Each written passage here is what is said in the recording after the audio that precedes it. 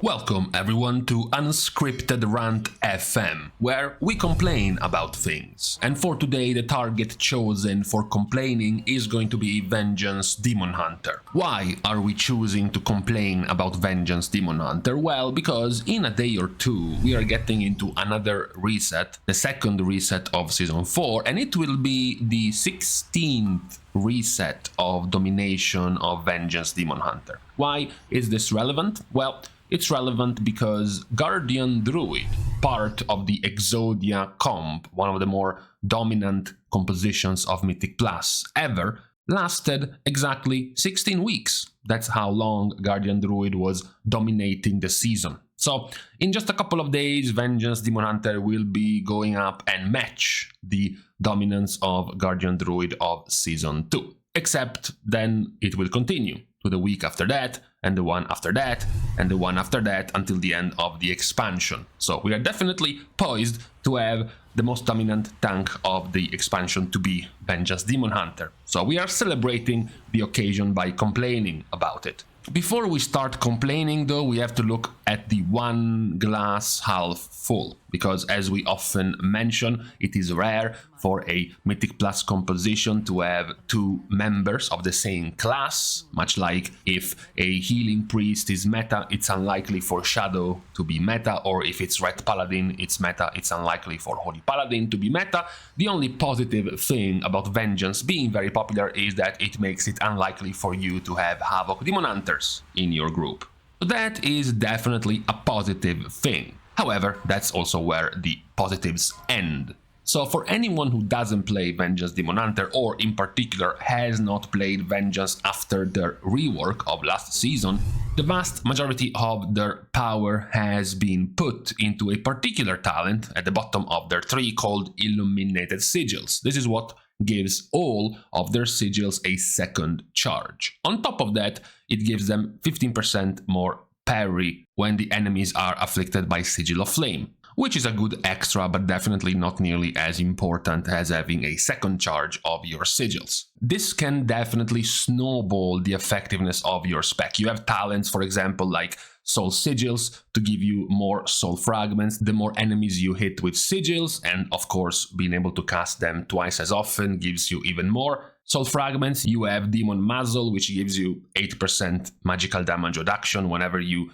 hit an enemy with one of your sigils, and of course being able to cast them twice as often will make this active practically all the times. The fact that with an extra charge you can benefit even more from Ascending Flame because multiple applications of Sigil of Flame can overlap in damage. Generating all of these extra lesser soul fragments gives you even more value through Painbringer to reduce the damage you take even more, and more importantly, the other very powerful tool in your kit is that afflicting an enemy with a sigil reduces the cooldown of your other sigils by 3 seconds, and again, because you can cast sigils way more often, you get even more cooldown reduction. This massive loop has made Vengeance Demon Hunter very, very valuable now in Mythic Plus, because one of the more important things to have in Mythic Plus is crowd control. So one thing that sigils can do very well, besides Sigil of Flame for your damage, is crowd control. You have Sigil of Chains to control the movement of the enemies, you have Sigil of Misery as a fear, an extra source of crowd control, and then you have the very powerful Sigil of Silence for an AoE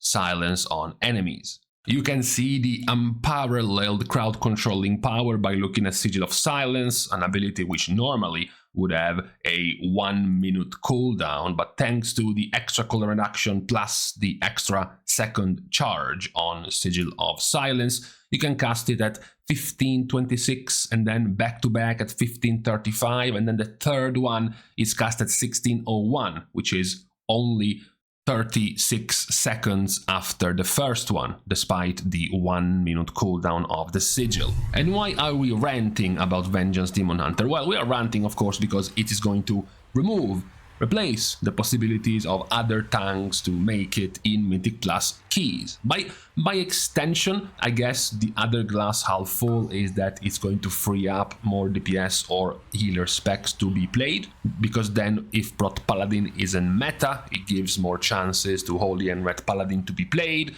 If Blood DK isn't meta, the DK DPS specs can be played more. If Guardian Druid isn't meta, then Resto Druid, for example, can be played more, etc, etc. That's perhaps the only other positive. But as far as the tanking role is concerned, it is omega doomed. Especially because, of course, it feels somewhat bad because this is not appearing at random. This is not a surprise. It was already quite obvious and quite known that this was going to be the state of Vengeance Demon Hunter in this upcoming season, given that, of course, we had practically no balance tuning, and the tier sets were not really being changed for most specs, including, of course, Vengeance, who is not changing its tier set, and is also keeping a very powerful tier set. The 2-piece set bonus is reminiscent of the same one Guardian Druid had in Season 2 and just got back in this season. They get a freebie 10% more stamina, as well as 10% more damage and healing increased just off of their 2 set, which is very, very powerful, as well as the 4-piece set bonus, giving them even more damage to Sigil of Flames, even more soul fragment generation, and more cooldown reduction to the sigil itself. So it is definitely a surprise that, given the already known powerful state of Vengeance of Season 3, we did not go through Season 4 with any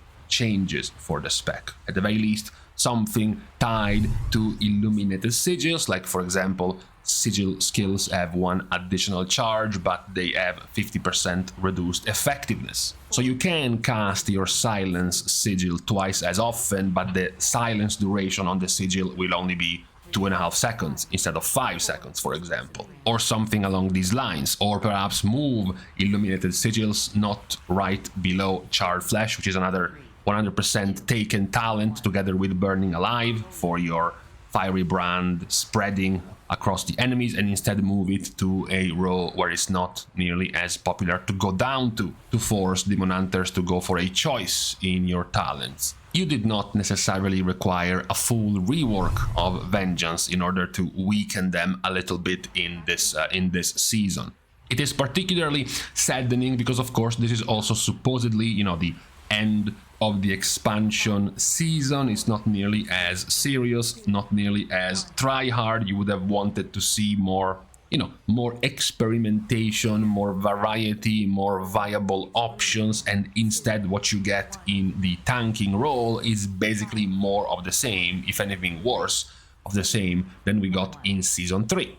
The other roles might have more options and more changes, certain specs getting better, maybe even the balance tuning given to healers, giving more value to some of the other specs compared to Season 3, except for the tanks. That is why we are in this worthwhile rant scenario, because we knew. That's it. That's what perhaps makes this worse. We knew this was going to happen.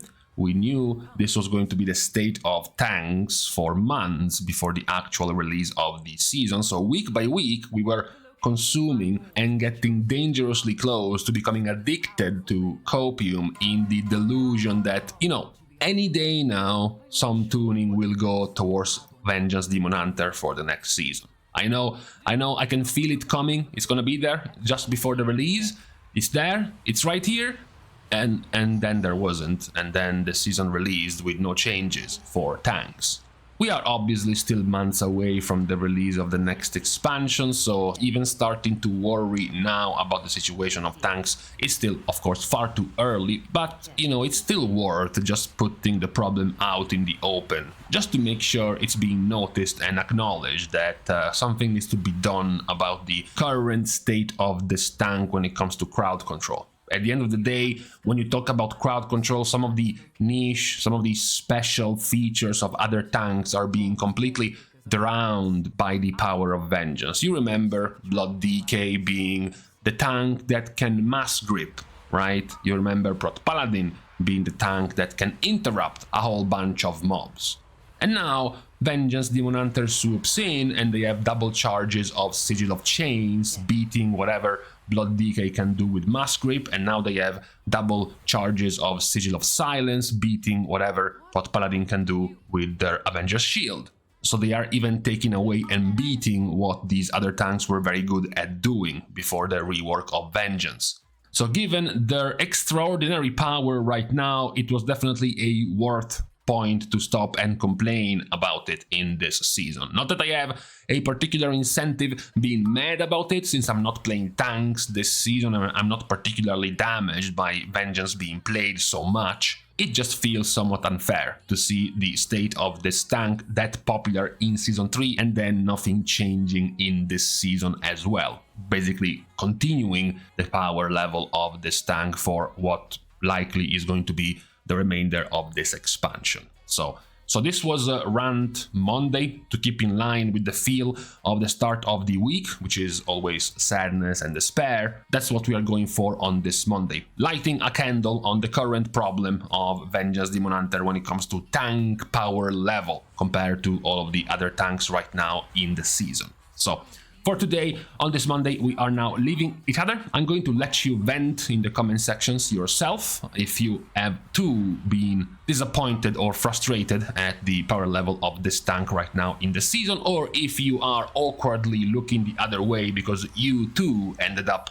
giving up and re-rolling to this tank because you knew there was no other way for you to play the game in Mythic Plus if you wanted to do any level of somewhat competitive key this season. But for today, on this Monday, we are leaving each other. We are starting as usual the goodbyes to all of the Patreon supporters for the contribution and the help, which can of course also be given completely for free. You can like and comment down below as well as subscribe to the channel itself. Now, with these things out of the way, thank you guys again for watching. See you guys tomorrow, and in the meantime, Okay, fine. We are at 23 degrees Celsius today. It's right at the edge of starting to become somewhat annoying.